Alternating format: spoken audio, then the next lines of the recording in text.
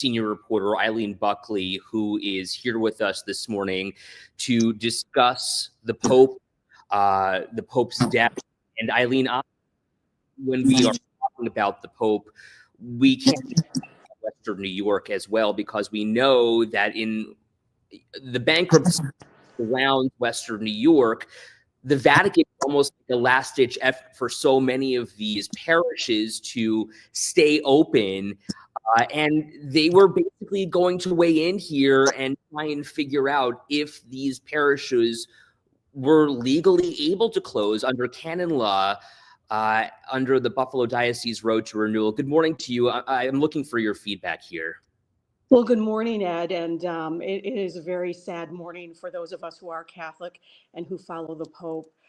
Yes, many of the Catholic churches that are scheduled to close under the Road to Renewal, many of them have put in their request appeal to the Vatican. And we've been reporting on that nearly almost the last few weeks about how the Vatican is starting to receive those appeals. And for now, they have put some of those closing and mergers on hold, giving the Vatican time to review that. And as you said, to see if the diocese has made any mistakes along the way in canon law of closing these churches.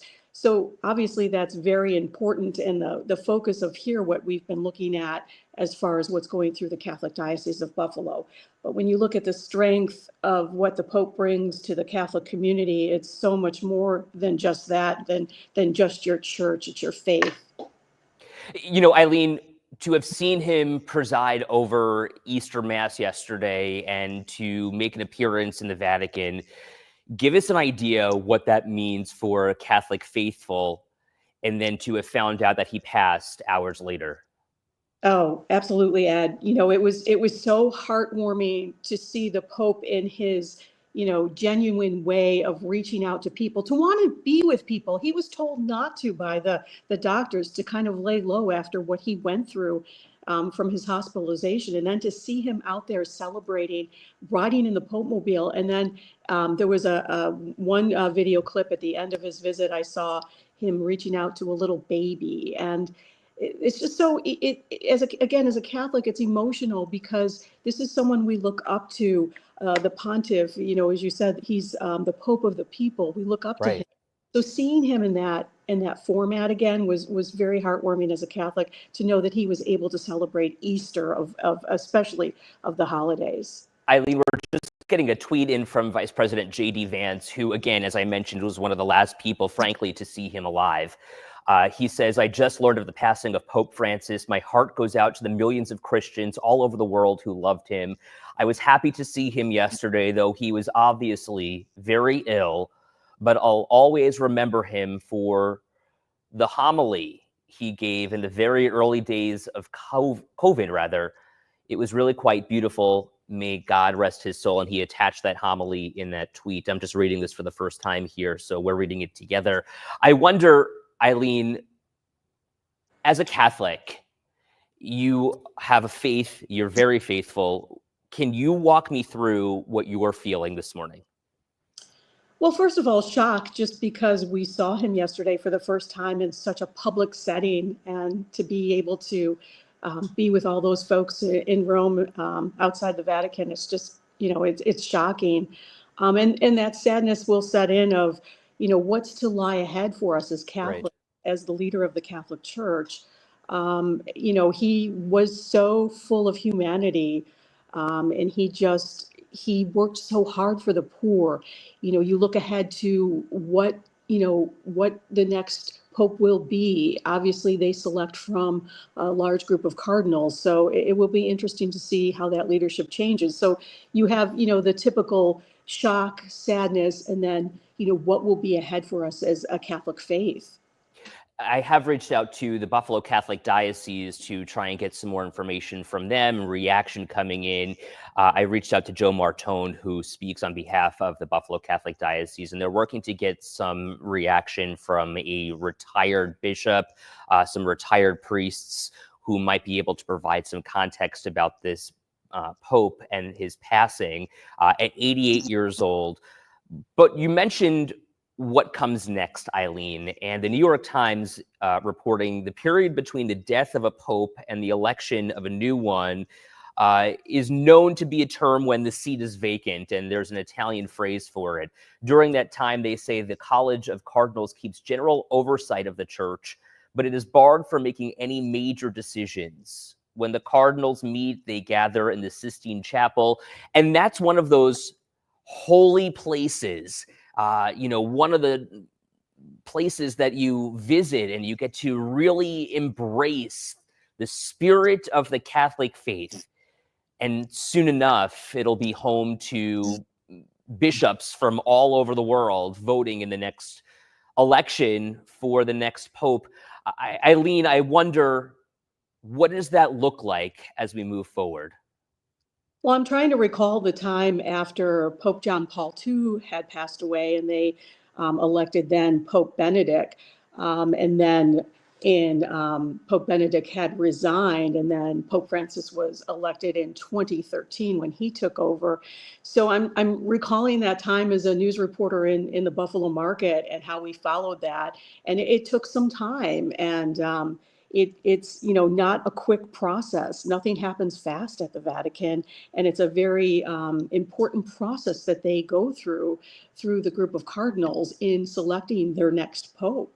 You might recall that Pope Francis was the first to serve from the Jesuit order of priests. We're also seeing the Vatican, people are coming in and they're starting to mourn, they're starting to gather as news breaks all around the world. It is 5:22. Eileen, we're going to ask you to stand by for us, and we're going to take a quick break on TV. You're watching Good Morning Buffalo. Okay, Eileen, thank you so much for joining us. Just so that everyone who's watching on StreamYard is aware of what's going on. We're kind of doing things a little bit different here this morning to make sure that everyone's in the know and that you can share your voice here. Maria, so sad, such a sad day, she says, and Felice is just crying, praying the rosary. My eyes are burning from crying. She wants to go to Basilica Square in the Vatican to be with all of the mourners. I don't want to be alone right now. And Eileen, I assume that's, how so many other Catholics feel, knowing that this Pope was someone who really worked for the people. Oh, absolutely, Ed. I think there will be, as the time unfolds this week, there will be many, getting together at Catholic Mass throughout the week to gather together to pray. As we did several weeks ago at the cathedral downtown, they held a Mass for the Pope when he was sick and hospitalized. And that's what we do as Catholics. We try to come together when we can and be together at Mass, because for those that follow the faith, it does offer some strength and some comfort to us in being in that Mass and being in those prayers together, and looking forward to being together and sharing that sorrow in our faith. Eileen, you celebrated Easter yesterday. You're not even here right now in Buffalo, and God bless you for waking up this morning when we called you, and I appreciate it. This has got to be surprising because we saw him yesterday, and we've got about 90 seconds left here in our break on TV. But what goes through your mind? Yeah, again, coming home after I went to Easter Mass and a beautiful Mass and celebration, and then watching the news and seeing the Pope, I didn't expect to see him publicly. So it is very shocking. He had this great spirit to be out there, and, he must have felt pretty awful as far as his physical body. And then to know that, he passed away this morning is just, it's so sad and it's so shocking. Eileen, we're going to ask you to stand by here. We're going to join in with our TV viewers again, and we'd love to hear your voice as you're waking up this morning. So stand by for us as we merge back in with our TV viewers. In the meantime, we'll give you a live look at the Vatican this morning so that you can see what it looks like as news of the Pope's passing spreads around the world.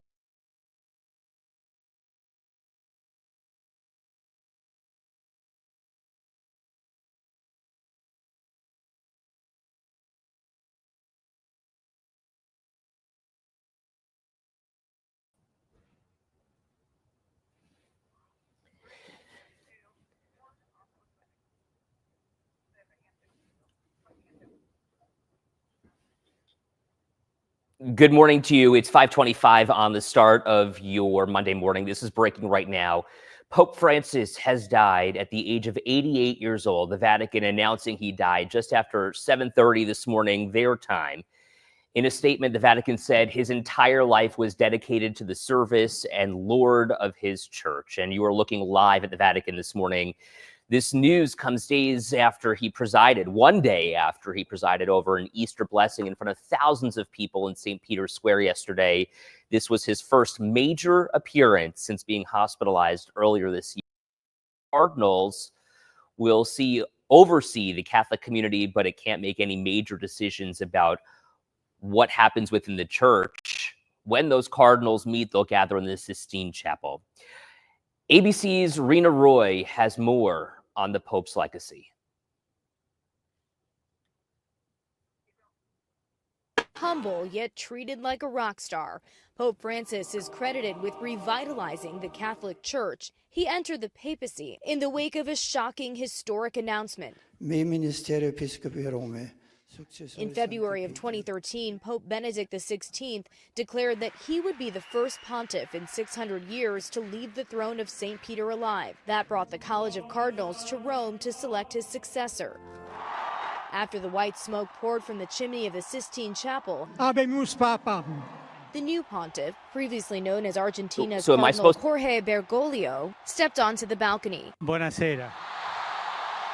The former janitor and nightclub bouncer became the first Jesuit pope, the first from the New World, and the first pope ever to take the name Francis, in honor of St. Francis of Assisi, who was devoted to the poor. Pope Francis carried that dedication to the less fortunate, washing the feet of prisoners and displaying unprecedented familiarity for a pope, often opting to ride in an open-air car instead of the bulletproof Pope-mobile so he could be closer to the people, regularly stepping out to shake hands and share a tender embrace. His wardrobe less pomp than his predecessors, and his opinions set him apart as well. Sono scomunicati. He eased the hard stance the church previously held on gays in the church, saying a gay person who follows God, who am I to judge him? Tolleranza zero. And he declared zero tolerance for child sex abuse, a problem that's plagued the church for decades. Pope Francis made history declaring Popes John XXIII and John Paul II saints. The canonization ceremony also attended by Pope Emeritus Benedict. Pope Francis left his mark, changing the church and the hearts of so many. Rena Roy, ABC News, New York. Rena, thank you very much. It is 5:28. We'll be right back.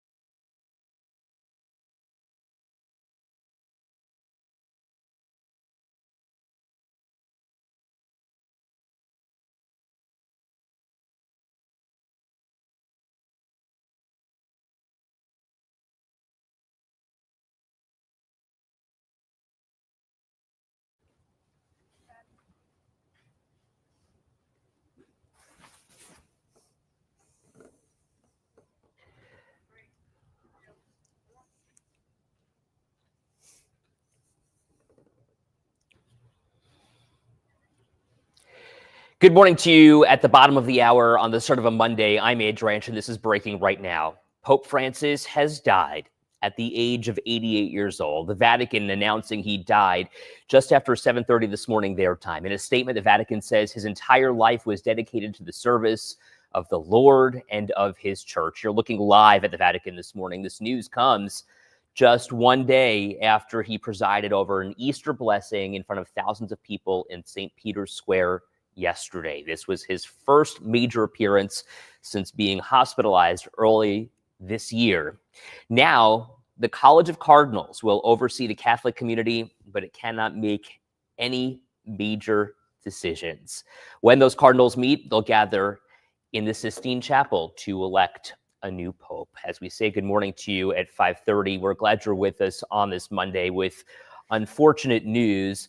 I do want to bring in a couple of guests that are with us this morning, but first we need to get to Aaron Minkowski, who's tracking that 7 weather forecast for this morning. So Aaron, despite the breaking news, the weather taking an upswing. Yeah, we're going to have some showers and thunder showers across the area today and some strong winds with a wind advisory posted for Chautauqua County. That is in effect from 6 a.m. this morning through 2 p.m. this afternoon, especially along the Lake Erie shoreline. That's where the winds will be the strongest.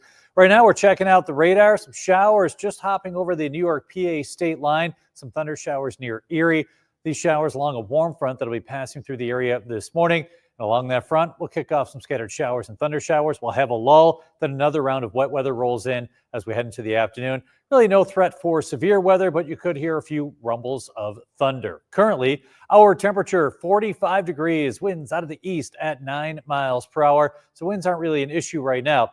55 in Dunkirk, 51 in Jamestown, 43 in Niagara Falls. Here's the hour-by-hour forecast with that rain moving through the area this morning. Notice around 9 a.m., some rain near Buffalo, a break, and then some showers and thunder showers this afternoon with rain coming down around 3:30. Showers starting to taper off after around 7 o'clock. So I know it's Dingus Day, a lot going on, but between around 3 and 7, we have a pretty good chance for showers and thunder showers. And then tomorrow we start with some clouds and with sunshine. Winds will be strongest along the Lake Erie shoreline. Look at Dunkirk, gusting around 40 to almost 50 miles per hour. It'll be breezy elsewhere with winds around 25 to 35 miles per hour. Breezy tonight, and you'll notice that wind again on Tuesday. Your forecast for today. At 8 a.m., some scattered showers, 51 degrees. By noontime, mid-60s with cloudy skies, upper 60s with scattered showers and thunderstorms this afternoon, near 60 degrees by 8 p.m. Okay, Aaron, thank you very much. Want to go back to that breaking news that we are following all morning long now. As you're waking up, Pope Francis has died. He was 88 years old, last seen yesterday, presiding over Easter Mass and having an audience with Vice President J.D. Vance, the Vice President sending his condolences this morning in a tweet early this morning, basically saying that he is heartbroken, that his heart goes out to the millions of Christians all over the world who loved him, saying he was very happy to see him yesterday, though he was obviously very ill. I want to bring in Father Bill Quinlivan, from the Buffalo Catholic Diocese, who's here with us this morning. And Father Bill, good morning to you. I apologize for waking you up with this news, but I appreciate you joining us so quickly this morning. What's your initial reaction here? Good morning, Ed. My initial reaction is, the poor Holy Father had been in the hospital for so long. And since February 14th, I think I did a quick look at it up this morning. Certainly, anytime the head of the Catholic Church for the whole world passes away, it really has an impact on the whole world and in all the other countries and people who knew him, people of all faiths who had interacted with him. So it's an interesting time for him to pass away the day after Easter.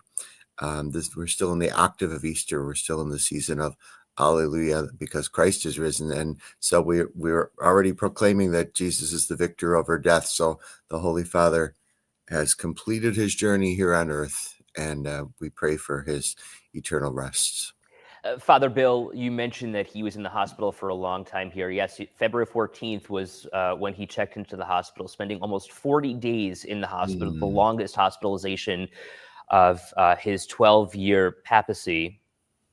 I wonder what you tell Catholics this morning in Mass as you're out and about. What is your message for Catholics?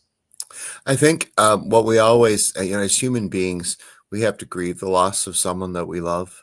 And on the other hand, Easter is the time when we're thinking about the next life. We're thinking about resurrection. We're thinking that this is not the end. So it's an end on earth, but it's a beginning in eternity. And I think perseverance would be one of the things we learned from Pope Francis, especially in recent months, that it was obvious that his health was failing and that he just kept trusting in the Lord. And there were moments when it looked like he wouldn't still be with us until Easter. And so the Lord kept him with us for this amount of time. It's quite amazing that he met with the vice president yesterday and some other people. Well, when you consider that, you're right. The fact that he actually presided over Mass and was seen in the Pope Mobile yesterday, waving to Catholic faithful and frankly, people who are looking for a spiritual connection, to think that he passed in the hours after that. Yeah. What does that say to you?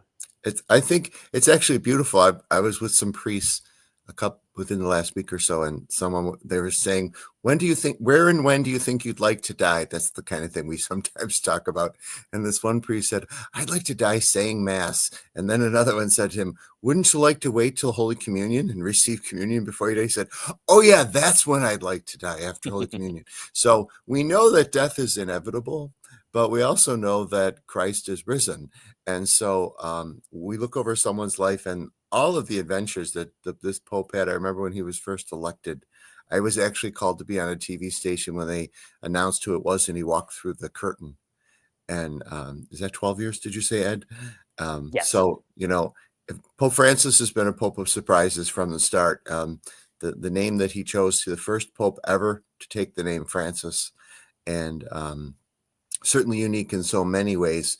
It's just a sign of, God is so creative in the way that he makes his people, and we're different from each other. Pope Francis was different from other popes and unique, and he'll be remembered for his uniqueness for sure. And his love for creation. That's why he chose the name Francis. The newscaster, when I was on the air 12 years ago, when we went to the commercial, he said, he took the name Francis because he was a Jesuit and because of St. Francis Xavier. And I said, I just have a feeling it's Francis of Assisi. I just have a feeling. And for once, I was right. But we pray that God will give him eternal rest, and that he was ready. He certainly, in an illness, had time to find a priest. A priest cannot absolve themselves of sin, and a priest cannot anoint themselves with holy oil in the sacrament of the sick. So he was surrounded by his staff who could pray with him and for him in his time. None of us really know the day or the hour, but in the Eastern Catholic Church, Ed, I'm a Roman Catholic, but I have a priest friend who's a Byzantine Catholic. They call this week after Easter Bright Week, and they have a tradition. It might be a folk tradition, it might not be theological, but they have a tradition that when someone dies during Bright Week, they enter heaven immediately because it's still the glory of Easter. That's a beautiful thought, isn't it? That is beautiful. And certainly, Father Bill, we are grateful for your perspective this morning. I'm going to ask you to stand by. And for those of you who are watching on TV this morning, I want to share your voice as well, because so many of you are waking up to this news that Pope Francis has died. And you can actually chime in on our WKBW Facebook page. Felice, good morning to you. She says, I believe that Pope Francis waited until after Easter to say goodbye. I truly believe that. Charisse, glad you're with us this morning. She says, praying for everyone. Sorry to hear that the Pope died. And then Felice also weighing into what Father Bill was saying. It is beautiful, but that she is still bawling. Amber Strong from our Scripps News Group has a look back at the Pope's life and legacy. 1936 as Jorge Mario Bergoglio, the Argentine-born son of Italian immigrants. As a youth, he worked as a bar bouncer at a nightclub and considered a career in chemistry before entering Jesuit school in 1958. There, he rose through the ranks, becoming a priest, Archbishop of Buenos Aires, and finally a cardinal in 2001. He took his place in the papacy in 2013 as the first Latin American and first Jesuit pope. His namesake was after St. Francis of Assisi, the patron saint of the poor, a name he worked to live up to, paying his own hotel bills and urging people not to travel to Rome to celebrate his rise to pope, but to give that money instead to the poor. Much of his teachings were focused on the impoverished, denouncing certain tenets of capitalism in early writings, remarking, "How can it be that it is not a news item when an elderly homeless person dies of exposure, but it is news when the stock market loses 2 points?" He also worked to bring attention to the environment in his writings, calling the planet our common home and seeking to reconcile the call of the faithful to stewardship of the earth. But he struggled to deal with a church marred by financial scandal and global allegations of sex abuse and cover-ups. In 2018, he took a small step in reconciliation, apologizing to abuse survivors after defending a Chilean bishop accused of turning a blind eye to abuse. The next year, Pope Francis formally defrocked Cardinal Theodore McCarrick, who was accused of abusing men and children for decades. And he helped establish a handbook that encouraged clergy members to report sexual abuse allegations to legal authorities. He also addressed other areas of contention, including the role of women in the church, placing women in more senior roles at the Vatican, and apologizing to Indigenous people in Canada who'd been abused by Catholic-run schools. Perhaps his most celebrated and scrutinized actions surrounded his views on LGBTQ people and same-sex marriage. He made headlines in 2016 after saying the church should apologize to the person who is gay whom it has offended, and encouraging parents to welcome their LGBTQ children. In 2023, the Vatican stated that transgender people could be baptized under certain circumstances, a shift in previous positions. His inclusive stances and focus on issues of social justice often put him at odds with more conservative members of the church. In 2023, Bishop Joseph Strickland, a conservative and frequent critic of the Pope, was relieved of duty following an investigation. Francis didn't shy away from international political conflicts, placing himself at the center of Russia's war with Ukraine, allowing a Ukrainian and Russian woman to participate together in Easter services, and repeatedly calling for an end to the violence. He also met with Israeli and Palestinian families impacted by the war, praying for both sides and calling the conflict terrorism, a comment that stirred controversy in Israel. Later in his papacy, he was frequently hospitalized and suffered from nerve pain, mobility issues, and respiratory illnesses. Francis hinted at stepping down in 2022, saying the door was open to a resignation, and, quote, "It's not strange, it's not a catastrophe. You can change the Pope." Amber Strong, Scripps News.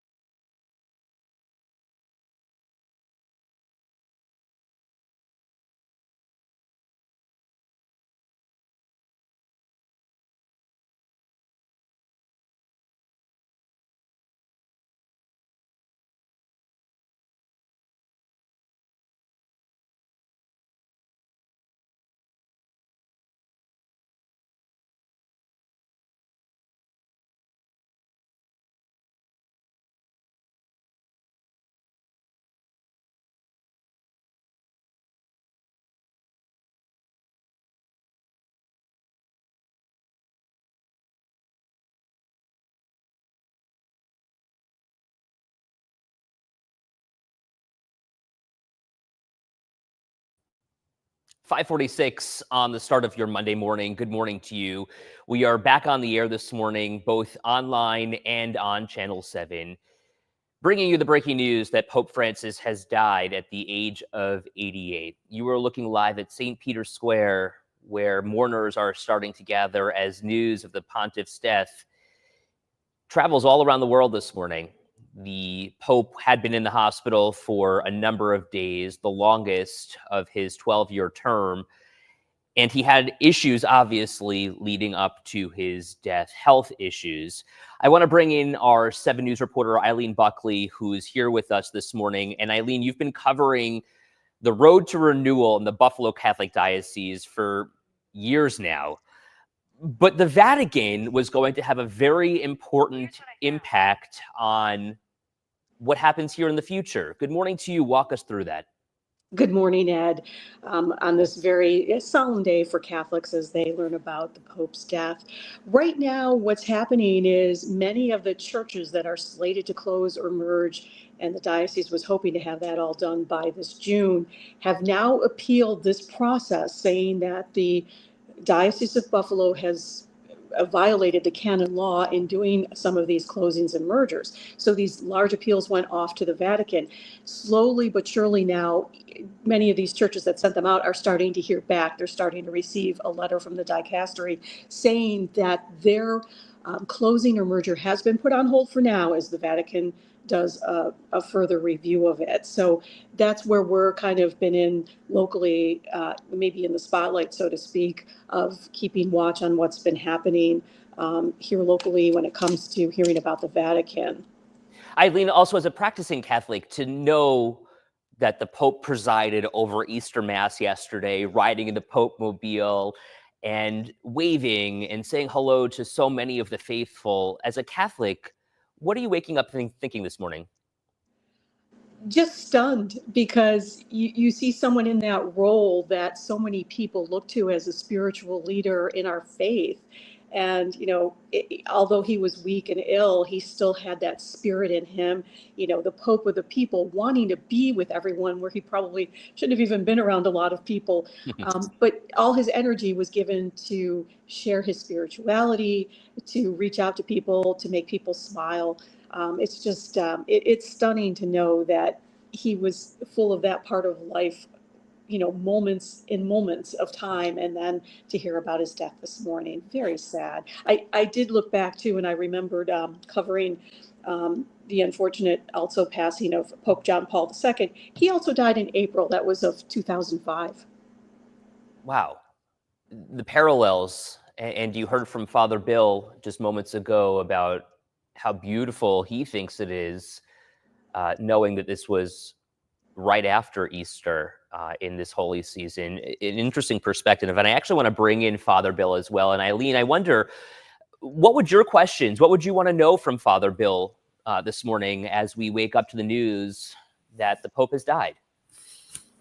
Well, good morning, and good morning, Father Bill. It's good to see you. Good morning, Eileen. Extend my sympathies too, as a Catholic, to you, and as a Catholic priest. I know it's probably very difficult to wake up to this.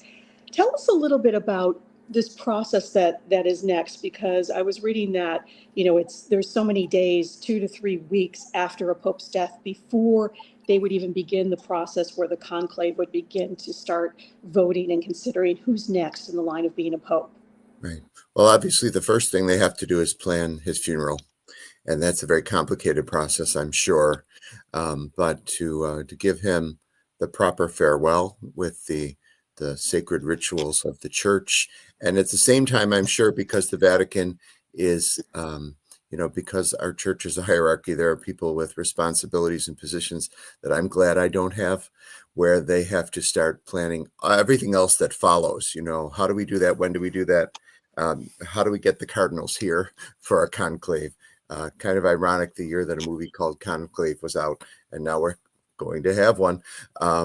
So I think there's probably a lot of wheels moving at the same time at the Vatican. And I'm no expert in this process. Like everybody else, I kind of watch it from a distance and pray my way through it as everybody else does.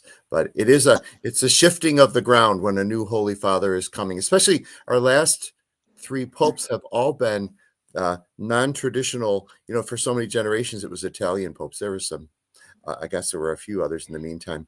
But, you know, we had a German pope before this one. We had the Polish Pope, John Paul II, whom I remember very clearly as well. And, you know, when John Paul II died, it was the Saturday after Easter. John Paul II is the Pope who introduced, canonized St. Faustina of Divine Mercy, which is a very popular devotion and feast day this coming Sunday. He died on the Saturday night before Divine Mercy Sunday, right? 5 years after he had made it a feast day. And Saturday is the day you complete the novena of Divine Mercy. So I said, John Paul II finished the novena and then he passed away. So God's timing is perfect. When you get to eternity, you look back, I'm sure, and you say, oh, now all of that makes sense. But here on earth, we sometimes find ourselves going, what? You know, and it's sudden departures are sudden departures. I've been through them myself. And you do kind of go into a state of shock and you start thinking, did I just hear that correctly? But, you know, when someone's been ill, like Pope Francis, and you're praying for them and kind of holding your breath and going, where's this going, Lord? Obviously, hopefully we all know where we're going eternally and forever. And, you know, I guess when you're the head of the Catholic Church, can you imagine the relief for his soul now, having been in charge of the church during these times? But you know, he was a pilgrim of hope. That's the theme for this Jubilee year that we're in, pilgrims of hope. And our hope is to be with the Lord forever. It's not to live on earth forever. A beautiful sentiment, Father. I'm going to jump in here because I want to make sure that we're also getting to our 7 weather forecast as we continue our coverage. I'm going to ask both of you, Eileen and Father Bill, to stand by. Aaron Minkowski is here with me this morning, tracking that 7 weather forecast as well. And Aaron, a warm-up is on the way through the week. Yeah, it's cool this morning, but temperatures will be in the upper 60s this afternoon. Unfortunately, we are tracking some rainfall and some strong winds. We get the milder temperatures, but we have to deal with some strong winds and some wet weather at times. So Chautauqua County, a wind advisory in effect from 6 a.m. this morning through 2 p.m. this afternoon. Winds will be gusting near 50 miles per hour along the Lake Erie shoreline. We do have some scattered showers and thunder showers along a warm front that's moving through the area this morning. Already some rainfall along Interstate 86 and some thunder showers passing from Erie, PA, moving off toward the northeast. And we'll have that rainfall, like I said, this morning, a little lull, and then another round of wet weather rolling through this afternoon. Really no threat for severe weather, but we will have those winds gusting near 50 miles per hour along the Lake Erie shoreline. Right now, 45 degrees, winds out of the east at 9 miles per hour. 55 in Dunkirk, 51 in Jamestown, 43 in Niagara Falls, Erie, 59 degrees, so that milder air to the south of us pushing into the region. Cassadaga, 53, 51 there in Bemis Point. But then we're in the low 40s for Belfast and Rushford, mid 40s in Bolivar this morning. Your hourly forecast for today, near 50 at 8 a.m. with some scattered showers. And then we have the cloudy skies around noontime, mid 60s, upper 60s this afternoon with showers and thunder showers. It is Dingus Day today. Just be prepared for some scattered storms. Temperatures in the mid 60s. The sun's going to set today at 8:05. Like I mentioned, winds will be an issue today here in Buffalo, gusting near 30 miles per hour this afternoon. Hour by hour forecast. There's some rain moving into the metro area. Around 8, 9 a.m. we'll have the wet weather, and then a break around lunchtime. Showers and thunder showers popping up between around 3 and 7 p.m. And then tomorrow we start with clouds and with sunshine. Your forecast for today, breezy and milder with showers and thunder showers, highs in the upper 60s. Tonight, early showers, otherwise partly to mostly cloudy skies, lows in the mid 40s. Tomorrow morning clouds, go away to sunshine, mid 50s, low 60s on Wednesday. Mid 70s on Thursday, low 70s Friday with some rain showers late in the day, continuing into Saturday. Highs in the upper 50s, which is where we should be for this time of year for the upcoming weekend.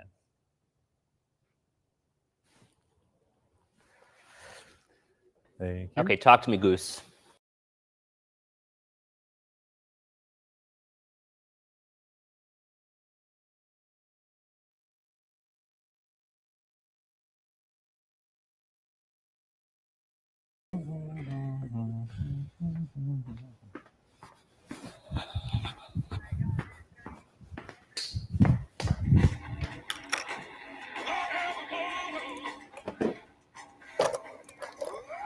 I'm gonna follow the rundown here in the prompter, right? I'm gonna go to the package at some point.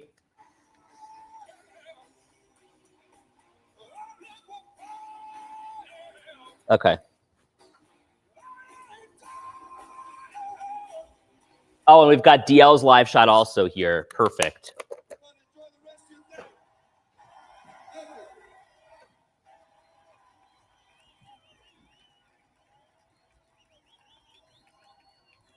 Okay.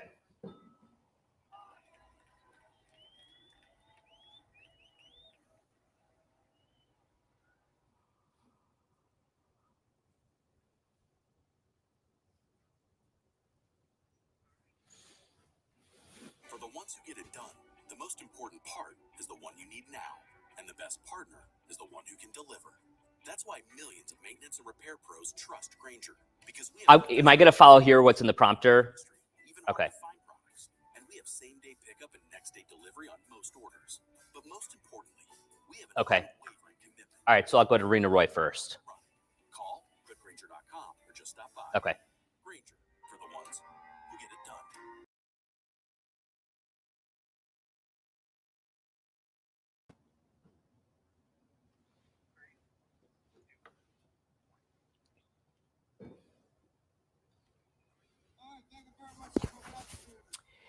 Good morning to you at the top of the hour on this Monday. This is breaking right now. Pope Francis has died at the age of 88 years old. The Vatican announcing he died just after 7:30 this morning, their time. In a statement, the Vatican says his entire life was dedicated to the service of the Lord and of his church. I want to take you live to the Vatican this morning. This news comes just one day after he presided over an Easter blessing in front of thousands of people in St. Peter's Square yesterday. This was his first major appearance since being hospitalized earlier this year. Now, the College of Cardinals will oversee the Catholic community, but it cannot make any major decisions. When those cardinals meet, they'll gather in the Sistine Chapel, and ABC's Rena Roy has more for us this morning on the Pope's legacy, now waking up, as we the know he people's died at pope, 88. Humble yet treated like a rock star, Pope Francis is credited with revitalizing the Catholic Church. He entered the papacy in the wake of a shocking historic announcement. In February of 2013, Pope Benedict XVI declared that he would be the first pontiff in 600 years to leave the throne of St. Peter alive. That brought the College of Cardinals to Rome to select his successor. After the white smoke poured from the chimney of the Sistine Chapel, Habemus Papam. the new pontiff, previously known as Argentina's Cardinal Jorge Bergoglio, stepped onto the balcony. Buonasera. The former janitor and nightclub bouncer became the first Jesuit pope, the first from the New World, and the first pope ever to take the name Francis, in honor of St. Francis of Assisi, who was devoted to the poor. Pope Francis carried that dedication to the less fortunate, washing the feet of prisoners and displaying unprecedented familiarity for a pope, often opting to ride in an open-air car instead of the bulletproof Pope-mobile so he could be closer to the people, regularly stepping out to shake hands and share a tender embrace. His wardrobe less pomp than his predecessors, and his opinions set him apart as well. Sono scomunicati. He eased the hard stance the church previously held on gays in the church, saying a gay person who follows God, who am I to judge him? Tolleranza zero. And he declared zero tolerance for child sex abuse, a problem that's plagued the church for decades. Pope Francis made history declaring Popes John XXIII and John Paul II saints. The canonization ceremony also attended by Pope Emeritus Benedict. Pope Francis left his mark, changing the church and the hearts of so many. Rena Roy, ABC News, New York. As you can imagine, so many people are starting to gather in the Vatican this morning as news of Pope Francis's death travels all around the world this morning. The Pope now passing away one day after presiding over Easter Mass and saying hello and traveling in the Pope-mobile, meeting with Vice President J.D. Vance yesterday. The vice president tweeting a little earlier this morning that he had just learned of the passing of Pope Francis, saying, "My heart goes out to the millions of Christians all over the world who loved him. I was happy to see him yesterday, though he was obviously very ill." I also want to take you live this morning to Our Lady of Victory Basilica in Lackawanna, where, as you can imagine, many of the faithful will gather this morning to not only pay their respects, but to also come together as a Catholic community. And our 7 News senior reporter, Eileen Buckley, has been covering the Catholic Church for us for so many months and so many years here at 7 News. And Eileen, I want to say good morning to you, pass along my condolences as one of the Catholic faithful. What are you waking up and thinking this morning? Well, good morning, Ed, and good morning to everyone joining us, and I thank you for those condolences. I think as a lot of people in Western New York that follow the Catholic faith and follow it closely, we are all feeling that loss, that sense of loss that you would feel when anyone in your life dies. He's our faith leader, and it's an important figure in the Catholic Church of who we follow. He, as you can see from the video from Easter and the services he attended and how he was reaching out to people, he has that power, and it's a power that you feel that connection to the Lord. And it's just for some folks, it's very powerful and very important. So many people are also weighing in this morning. And for those of you who are watching on TV, we should let you know that you can actually share your voice weighing in about the Pope's passing on our WKBW Facebook page. I want to say good morning to Lori as well. She says, my shock and tears turn to joy for this amazing Pope passing just after Easter. Felice, good morning to you, saying heartbroken beyond words can describe. There are two different sentiments here, Eileen. On one hand, we're hearing about the heartbreak, but on the other hand, the fact that he had made it to Easter and was able to preside over that Mass. What does that say to the Catholic community? I think it's the strength of what he wanted to be for the people. As he was a Pope of the people, it was so important to him to always be able to reach out. I think he, showed that although his illness was, harming his body and his life on earth, he was able to persevere in his faith. And I think that sometimes, the Catholics get criticized for many things, but if you have that faith in God, you are able to move forward in difficult times. And he certainly showed us all that. And then coming out yesterday and celebrating the important resurrection of Christ, that's what they were celebrating, to be with everyone, even going and over to a baby, just shows, the Pope's importance of touching and reaching out to the communities of large that want to see him and celebrate him and who he is. And he was just an important man. Yeah, and when you consider the fact that he had served for 12 years and then battled through this kind of illness, passing away right after Easter, you better believe that a lot of the Catholic faithful are coming out today. What are you expecting in Western New York for these morning masses? Well, you just showed, a live video of the Basilica, which is such a beautiful place, Our Lady of Victory Basilica.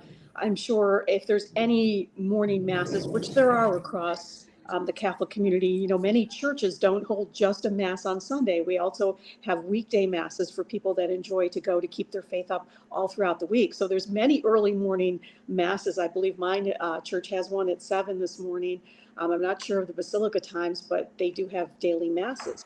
So I guarantee that more Catholics will come out, especially because some are still off today. I know the Catholic Church, our church offices were closed today. So many will probably come out and be together. Just as they did several weeks ago, there were Masses for the Pope for his health. So many people were praying for his health as well. And now knowing that he's passed away at the age of 88, Eileen, what comes next here? Well, a long process, as we heard from Father Quinvillin last hour of the process first of the morning. There's going to be 9 days of mourning for this Pope. And that's a lengthy process in preparing for the celebration of his life and the funeral Mass that will take place. That's probably going to be a very extensive event to happen. But then it will move on to where the papal conclave will be electing the next Pope. And they'll do this in a process of perhaps 2 to 3 weeks after his death. So it'll be a little length of time before that happens, when the College of Cardinals meets And then they have the papal conclave that actually starts electing the Pope. Now, there are many cardinals that are part of this. And, it's important to note, many of them were actually appointed by Pope Francis himself. I was reading that there are approximately 138 eligible cardinals to be voting in this conclave. But I want to warn everyone, this is not a fast process. I remember the last time that it took place for Pope Francis, and even before that for Pope Benedict. It took some time. It can take days, weeks, or even longer. And remember, when it does happen, they release white smoke out of the Vatican. Eileen, this is the first Latin American pontiff. And when you take a look at St. Peter's Square, you take a look at the Vatican and hear the bells chime and toll. Wow, wasn't that powerful to hear that? Very powerful, Ed. Anytime I hear a church bell, it always...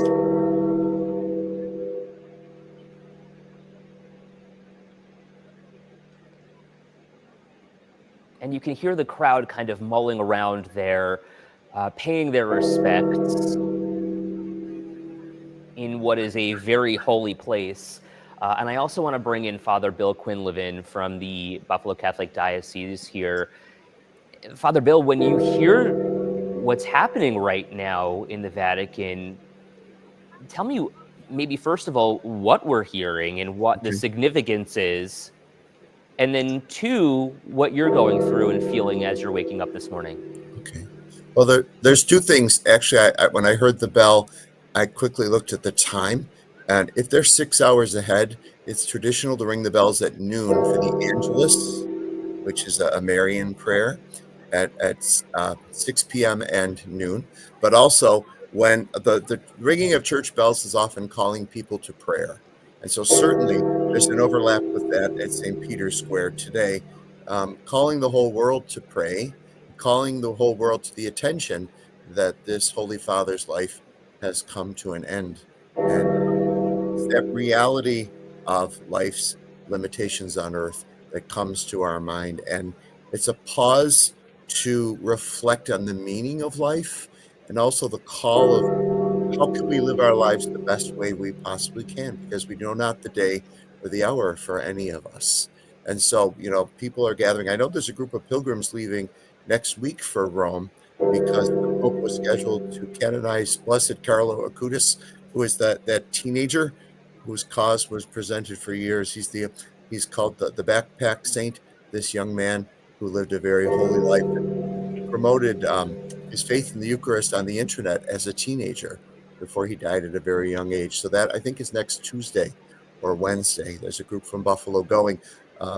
We'll see what the schedule ends up being next week, but certainly there will be a podcast on the joy of that canonization. On the other hand, death and resurrection is our theme as we follow Christ. And so we can't separate death and resurrection when it comes to our human life and the divine life, the life of God that he calls us to share forever. A powerful sentiment, and it's chilling to hear these bells tolling this morning. Father Bill, Eileen, I'm going to ask you to stand by for us this morning because as you're waking up, I do want to make sure that you're getting all the information that you need. And I want to bring in Aaron Minkowski, who's tracking that 7 weather forecast for us this morning. A somber morning. You hear those bells, you can't help but feel it to the core, no matter who you are, what religion, what kind of faith you have. But it's certainly, a morning where we reflect. Definitely, and our hearts go out to everyone across the globe. And you come in this morning, you see the breaking news thing at the bottom. You're like, oh my goodness, we just saw him yesterday, and it was Easter, and now this happened. Yeah, you're a Catholic also. I mean, what goes through your mind? Like I said, just kind of shocked this morning. You're taking it all in. I've been listening to Eileen and Father Bill all morning and just kind of nodding my head the whole time, learning so much from Father Bill. Oh my goodness, what a knowledgeable priest right there. So I was just kind of listening and taking it all in, and just like you said, kind of somber. Yeah. Like, we celebrated Easter yesterday, the resurrection, and now we're talking about the death of the Pope, and now we'll see what happens next, which is kind of fascinating to see how it all plays out. we can learn a lot from you as well this morning with that 7 weather forecast and a warm up on the I way. can tell you it's going to be windy today, that's for sure, especially in Chautauqua County with a wind advisory in effect right now through 2 p.m. Today, we are tracking showers and thunder showers as well. Some rain near Bradford, hopping over the state line into Cattaraugus County, and some showers and thunder showers out over Lake Erie. And that rain I'm watching, if it were to hold together, it would arrive in Buffalo after around 8 a.m., so around 8:17. Could have some rain here in the metro area as that line of wet weather is making its way toward us. That's the leading edge of some rain we'll have this morning. Expect showers and thunder showers this morning, a little break around lunchtime, and then another round of wet weather this afternoon. Really not a threat for severe weather, but we do have the chance for a few rumbles of thunder. Right now, our temperature is 46 degrees, winds out of the northeast at 10 miles per hour. 51 in Jamestown, 57 in Dunkirk, 59 in Erie. Notice the leading edge of the milder air now pushing into southwestern Erie County. Winds will be gusting near 30 miles per hour here in Buffalo today. Winds will be gusting 40 to 50 miles per hour along the Lake Erie shoreline. We look at the hour-by-hour forecast. We have the scattered showers and thunder showers this morning, a little break, and then a frontal system is going to pass through this afternoon, kicking off another round of showers and thunder showers, especially between around 3 and 7 p.m. Something to keep in mind as you are celebrating Dingus Day today. And then tonight, skies will clear. We'll start with some clouds tomorrow morning and with sunshine tomorrow afternoon. So here's your hourly forecast for today. Some showers around 8 a.m. near 50 degrees, mid-60s by noontime, mostly cloudy. Scattered showers and thunder showers this afternoon with highs in the mid to upper 60s. Aaron, thank you so much. We'll be right back.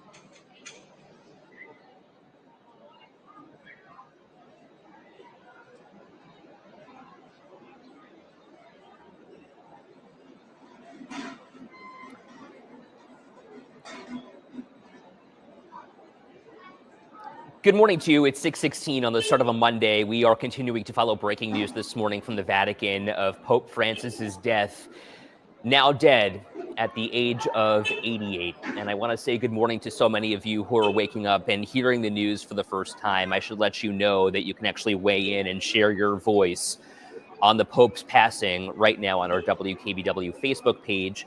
And I want to say good morning to Brian, who is sharing his thoughts this morning. I was sad to wake up to this news. The Pope was an amazing man. Now he has gone home. Megan, glad you're with us. Prayers from the Basilica of St. Mary of the Angels in Olean. And Lori, good morning to you. I find Pope Francis's strength so telling of his courage to be able to celebrate Easter with the masses of people. Yesterday was really the last time that any of us had seen the Pope in public, making that surprise appearance in the Pope Mobile, no less, presiding over Easter Mass. And having an audience with Vice President J.D. Vance, who shared his thoughts on X, Twitter this morning, saying that he had just found out about the Pope's passing and that he certainly shares his condolences with the faithful all around the world. One of those faithful is our 7 News senior reporter, Eileen Buckley, who's joining us this morning. Eileen, good morning to you. What comes next here?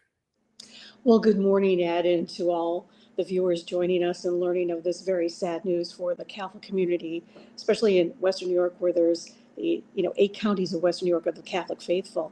What comes next, Ed, is a time to mourn this Pope Francis. There's 9 days of mourning set by, the Vatican and the process that they will have leading up to his funeral. And then they will start, I think approximately 2 to 3 weeks before the College of Cardinal would begin the process toward voting to a new pope. Many of the eligible cardinals I was reading about, 110 of them, were actually named by Pope Francis as cardinals over his time, remembering that he became the Pope in 2013 when he took over for then Pope Benedict, who had resigned. So those are some of the things that are going to happen next. The mourning process is very important, and then on to who they will select as their next leader. When you consider the idea that Pope Francis was the first Latin American pope, does this clear the way, from your perspective, for someone who may not have had that history of serving in the Vatican in the past? It's possible. He was the first to serve as a Jesuit from the Jesuit order as well. He was, as you mentioned, he was born in Argentina.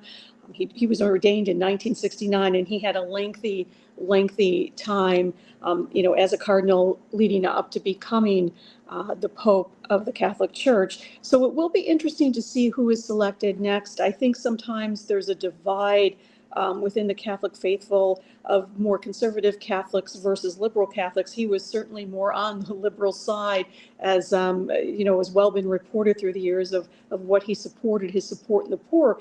Remember, he didn't even want to live in the Vatican apartment. Right. He decided to live elsewhere, just showing how humble of a man he was. I don't know if we'll continue to see that with the next Pope. What they always bring to the table in their commitment. But it will be definitely interesting, especially in this global political time, to see who will be next. Felice says, very hard to follow Pope Francis. And Lori says, the bells are so resounding, calling the news of Pope Francis's death rings to my core and symbolizes the Pope's strength. We should mention he had been in the hospital just months ago, and for many days at that.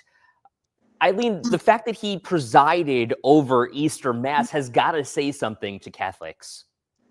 It truly does, Ed. It shows the strength he had in his own faith, too, to be able to pull himself together and make these public appearances and to be with the faithful on such a very important day. Easter Sunday, celebrated by Christians across the globe, is the day of the resurrection of the Lord.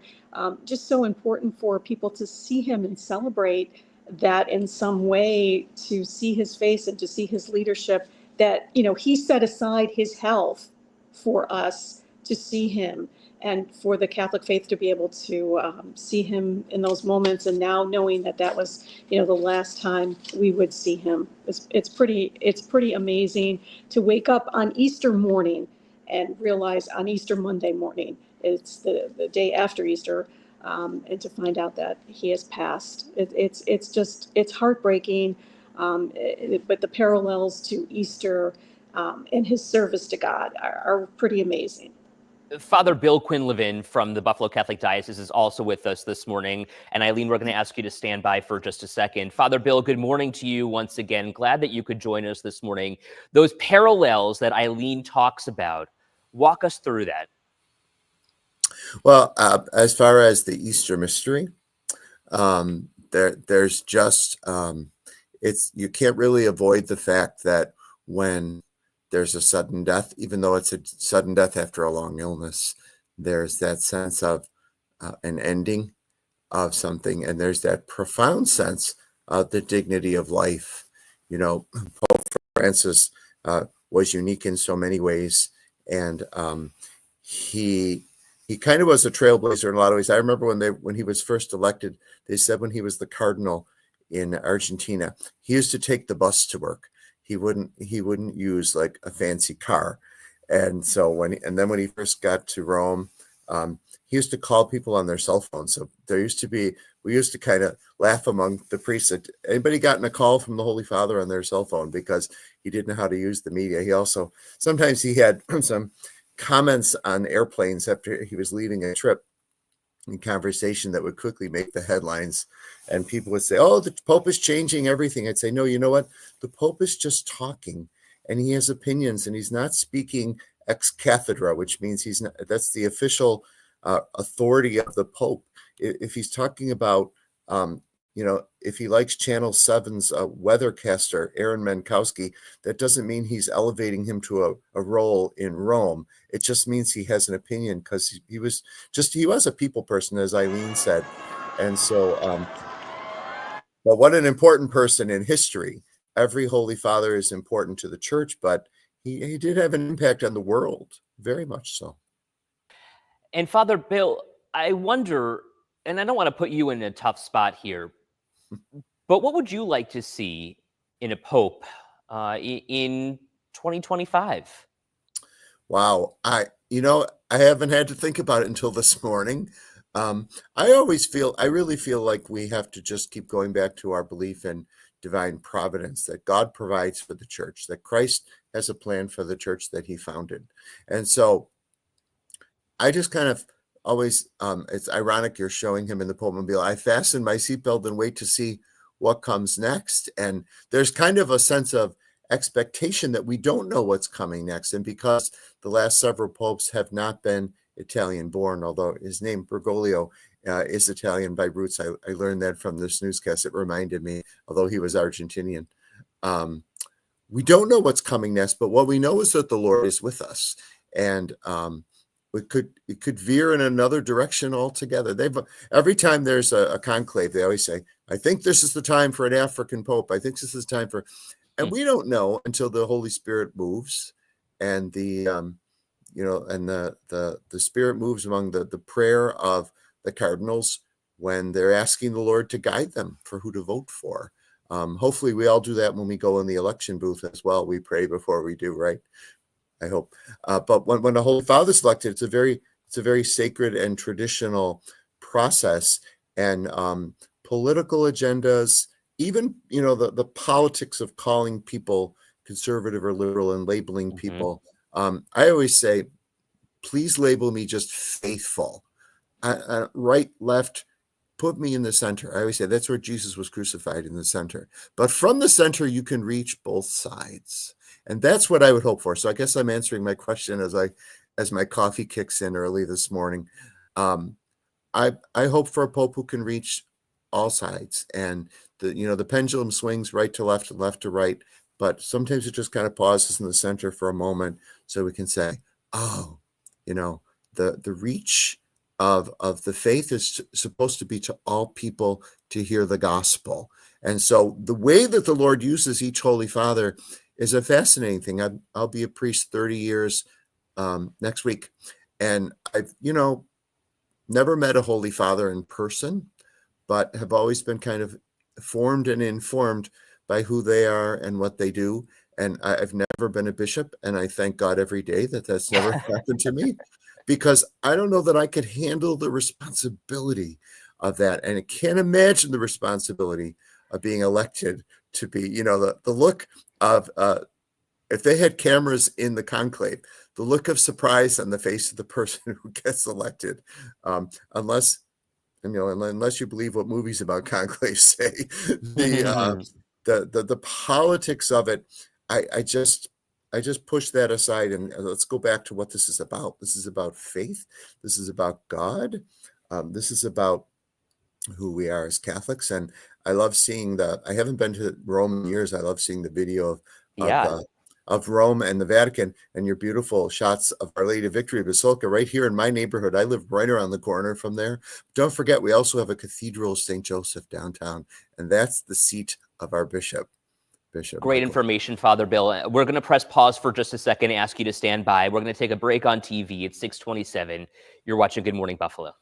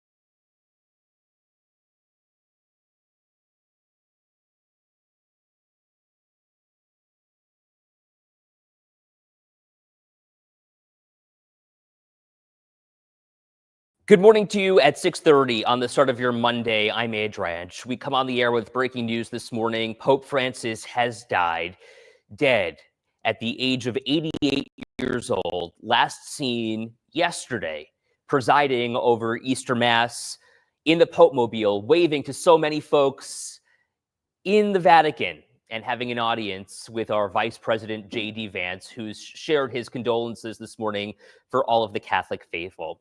We'll check in with Eileen Buckley and Father Bill Quinlivan in just a moment. But first, I want to get you at the door with that 7 weather forecast. Aaron Mankowski is here with me this morning tracking it all. They're tracking some rain showers rolling through the area right now, and we have some strong winds to contend with, especially in Chautauqua County, where a wind advisory is in effect until 2 p.m.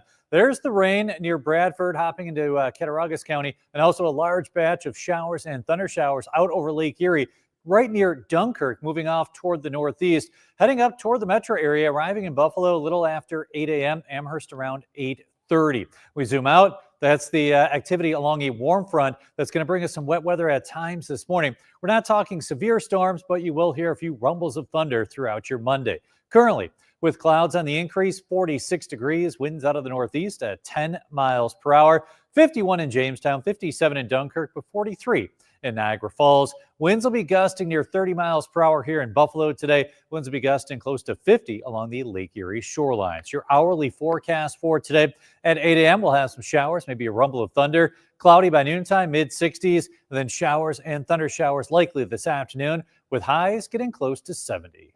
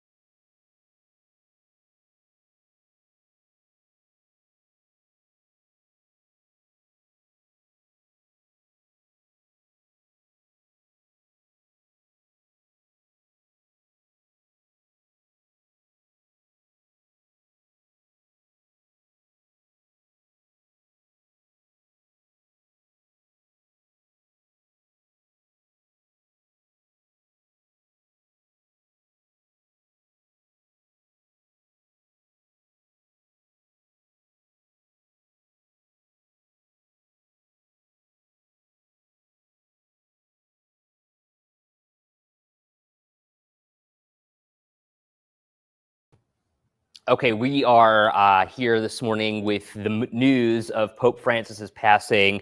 I want to bring in Eileen Buckley, who's here with us this morning. She's obviously covered the Buffalo Catholic Diocese for some time. Eileen, briefly in a minute or so that we are here in the break, give us an idea of what many Catholics are going through this morning.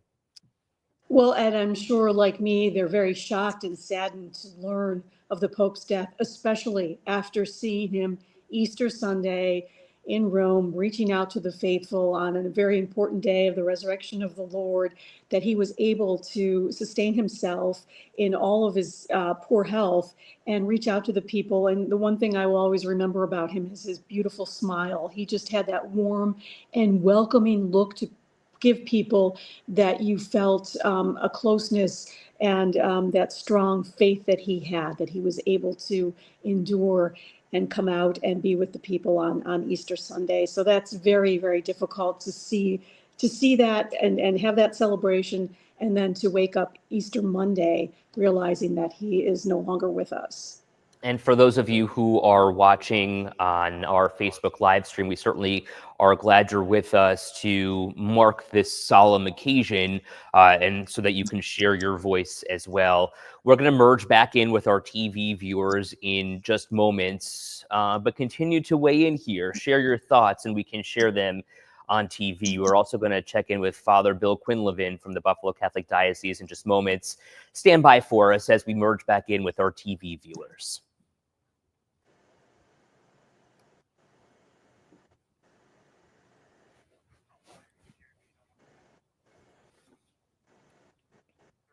Who is it from the...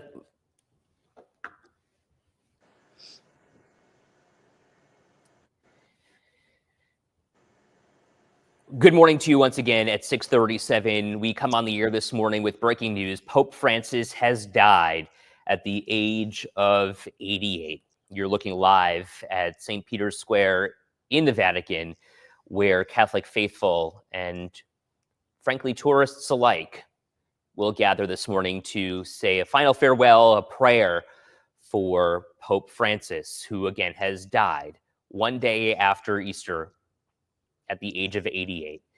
Good morning to you. I'm Ed Dranch. This is a hard day for so many Catholics here and around the world, but we have spoken with Father Bill Quinlivan from the Buffalo Catholic Diocese, who shares perhaps a different sentiment of beauty. And Father Bill, I want to bring you in and say good morning to you this morning. What goes through your mind as a Catholic, as a father, a priest, and someone who now has to be a consoler? Well, Ed, as anyone, when we experience the loss of someone we love, what goes through the mind is we start to wonder, what will come next? We start to wonder, where has that soul gone? But for the souls that are in communion with the Lord, we have that hope in resurrection and hope in eternal life for the soul beyond this life. Today being Easter Monday, and apparently the Holy Father passed away about 1:30 a.m. our time, I think. But it was Monday. The first news was that it was Monday. The days between Easter and next Sunday, Divine Mercy Sunday, are called an octave in the church. And every day of Easter week is a solemnity. So they say in the theology of the Easter season that the first 8 days are like one long Easter day. So it's, in a sense, you could say that the Holy Father passed away on Easter, because Easter octave is one long day. Every day of the Easter octave, we proclaim the glory to God in the highest. You don't normally do that on a weekday on a Monday, but the octave of Easter, the octave of Christmas, we proclaim glory to God. We always glorify God, but the liturgical form of the Gloria is prayed.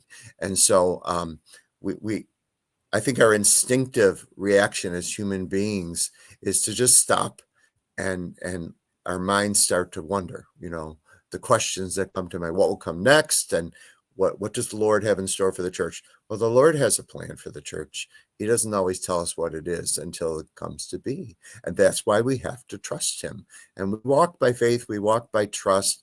And it's a time of gratitude, too. We look over our Holy Father's life, and quite the amazing life, Probably he may have been one of the most surprised newly elected Holy Fathers that many of us can remember. There's the cynical people will say, oh, the Cardinals are all jockeying for position when there's an election. I would imagine the Cardinals are all shaking a little bit in their boots when there's an election, going, Lord, don't let it be me. Please choose someone else. And I think the hesitant one chosen to lead is probably always one of the best leaders. You don't necessarily want the people who seek an office so fervently, because they might have an agenda that isn't the Lord's. But I think the Holy Father, Pope Francis, was an example of God's creative indications that he's in charge, and he can use all of us, different from each other as we are, but gifted. Pope Francis certainly had his unique gifts, and we praise God for his life, and we pray for his soul.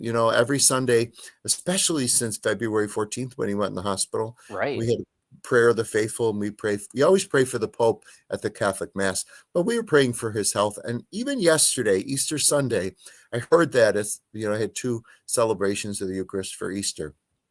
And the wording of our prayer of the faithful was a little different, praying for him, for his health to be sustained. Little did we know that yesterday's Mass for the Holy Father would be his last supper. Certainly, isn't that powerful? A powerful Beautiful. thought. We're also taking a live look at Our Lady of Victory Basilica this morning. I wonder, what do you tell Catholics in Western New York, and what is your message for them in perhaps paying their respects in a time, Father, when we see so many people straying away from the church? Right. Well, I think I always say the Lord never gives up on calling us to him. And people think, there's the fallen away Catholics, and then there's the Easter and Catholics, Christmas and Easter. But there's also that sense that even every priest, every sister, every layperson, every Holy Father, every cardinal, every bishop is being called by the Lord to holiness of life. And so we're all kind of in this together. That's why the word Catholic means universal. And the call to holiness is for everybody. Not everybody responds the same way. And I think one of the things that there was a special compassion in Pope Francis for the people who some might have been quick to judge as not being Catholic enough. But to be fully human is important. And Christ says, I came that they might have life and have it to the full. And I think a full life is a life where we can respect other people who have difference from us. And I always say Jesus said we have to love one another. That's a commandment. He never said we had to like one another. And there's a huge difference. And that's where mercy comes in. That's where the mercy of God says, when Jesus said, love your enemies, he didn't show us a picture of who they'd be. But sometimes people feel like their enemies are within the church or within their family. And Pope Francis was a great example of loving his way through that with people he might have disagreed with. And it's not a scandal that a pope disagrees with people, because he was a human being too, like the rest of us. Seemingly okay to have that disagreement among folks. And it was interesting when you were talking about what you were looking for in a future pontiff, as the pendulum kind of swings, and not you personally, but you often see, a correction or someone who has gone the other way based on the previous pontiff. And, you get somebody in the center, and it's kind of like, okay, we can reset ourselves here as a community. Right. Exactly. And again, only God knows who the next pope is going to be. And the church is not a democracy. So we are a theocracy and a hierarchy. We know that Christ is the head of the church, and that a vicar for Christ, which is what we call the Holy Father, is someone who takes that visible role of grave responsibility. To me, it's amazing that any Holy Father can live to 88. Can you imagine the stress that a pope is under? But I always like when someone dies at 88 and I have their funeral, I always say, that's like the keys on a piano. There's 88 of them. And there's a fullness figure in 88, and certainly this Holy Father had a full life here on earth. We pray that he has the fullness of glory in heaven. Now, we don't know what kind of place is reserved for popes in heaven. We don't know if popes go directly to heaven. That's not me to judge. It's not, that's a Francis thing. Who am I to judge? But it is for us to believe, not to judge. And that, I think, brings us back to a kind of a ground level faith, not grandiose, not pompous, not pretentious, but in awe of the gift of this life and how fragile and how quickly people can depart. And it just leaves us kind of stunned for a moment. But then looking beyond this life, Easter calls us to say, what's next for all of us? And will we be ready when that day comes? Lord, have mercy. That's why right now is the Divine Mercy Novena, preparing for next Sunday's feast day, for calling on the Lord to immerse us in the ocean of his mercy now, so that we can experience the fullness of glory and the next life. And the Lord is the judge. It's good to remember that, but we're not supposed to live our lives afraid. We're supposed Certainly. to be in hope. And our hope is that whoever the next Holy Father will be, in God's time, in God's plan, will be in communion with what's planned for the world by the Lord who made it. The Pope, in the last hours of his life, tweeting, "Christ is risen." These words capture the entire meaning of our existence, for we are not made for death, but for life. And to your point, Father Bill, we are made and know that eventually we will pass on. I do want to bring in some comments here from so many of you who are sharing your voice this morning on our WKBW Facebook page. Tess says, "Rest in peace, Pope Francis. Thank you for leading the church and speaking out for all." Lori speaking about the symbolism of Pope Francis during the Bright that Father Bill, you mentioned. The pendulum at the center reaching both sides as it swings, just beautiful. Felice saying, "How prophetic. A rainy Monday and Pope Francis has passed." And Connie, prayers for the soul of Pope Francis and the Catholic faith. Thank you for explaining and making us comfortable with that heartbreaking news. Linda saying, sending my prayers and condolences to all of my Catholic family and friends. And you can share your voice and weighing this morning on our WKBW Facebook page as well. And I want to bring in our 7 News reporter, Eileen Buckley. She's our senior reporter and has been reporting on the church for many, many years now. And Eileen, good morning to you. I'm interested first in your thoughts and then perhaps a question for the Father. Well, good morning, Ed, and thank you so much for having me. I've literally been covering news in Western New York for 40 years, so 4 decades of covering a lot of movement through the Catholic Church over the years. So this is really difficult. It's a difficult morning after seeing the Pope yesterday in celebration of Easter, and then waking up this morning, very early this morning, learning that on Easter Monday he has passed. It is very sad, and I'm so glad that our viewers and folks out there are weighing in on this and sharing their thoughts as well, as we all mourn the loss of him and the loss of this global leader too. Father, I was like to ask you, you talked about, now preparing for his funeral. There's supposed to be 9 days of mourning. Can you at all shed any light on what we as Catholics and what the world can expect to see over the few days of moving forward? Well, I think, Eileen, that the first step is trying to grapple with the reality of the loss of the Holy Father. And a 9-day period in the church is a novena. And so we have certain traditions in our numbers of days of things. 7 is the days of the week, 6 days of creation, 8 days of an octave. And it's a processing time through faith, through the eyes of faith, and listening to the Lord. What does God want to teach us in this time of loss? What does the Lord want to teach us? And I do a lot of funerals. And so I'm with people in this time of transition. And sometimes someone departs very quickly, and sometimes it's after a period of illness. But it's still a significant loss. It's a loss of a family member. And, we call him our Holy Father. In fact, he's our Father on earth. And so there's the family aspect of church throughout the world with all the different cultures, in the Catholic world. You go to Africa, you go to Poland and Ireland and Lithuania and all these different places, North Pole, South Pole, everywhere in between. He was the father of all of us in that symbol, in that reality of who he was as the vicar of Christ on earth. And the presence of Christ through his leader is sensed. If you've ever been to the Vatican for a papal audience, you do get the sense that some people are there as to